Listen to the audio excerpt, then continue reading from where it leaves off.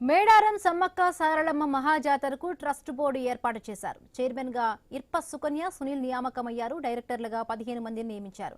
Board సభ్యులతో Medaram EO Veeraswamy ప్రమాణం చేయించారు. ఈ కార్యక్రమానికి ముఖ్య అతిథిగా మంత్రి సీతక్క హాజరయ్యారు. 87 జారీ చేసిన నియమాలను ఉత్తర్వులను గౌరవించదను.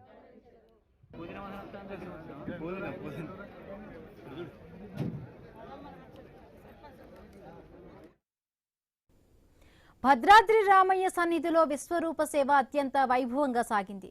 ధనుర్మాస ఉత్సవాలలో భాగంగా శ్రీ సీతారామచంద్ర స్వామి అవతార ఆలయ ప్రాంగణంలోని దేవతా మూర్తులందరినీ ఒకే వేదికపై ఉంచి విశేష పూజలు నిర్వహించారు.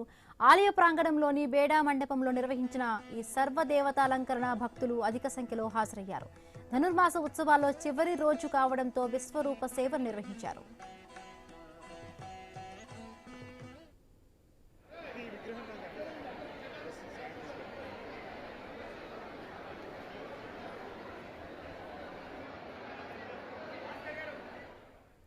విశ్వరూప సేవ అపూర్వ ఘట్టాన్ని తిలకించేందుకు భక్తులు అధిక సంఖ్యలో ఆలయం వద్దకు తరలివచ్చారు.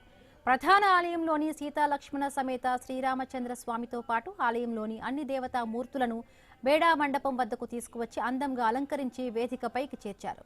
మంగళ వాయిద్యాల నడుమ బంగారు పుష్పాలను తీసుకువచ్చి స్వామివారికి పూజలు చేశారు. ఏడాది 100 కేజీల కదంబ ప్రసాదం తయారు చేసి స్వామివారికి నివేదించారు.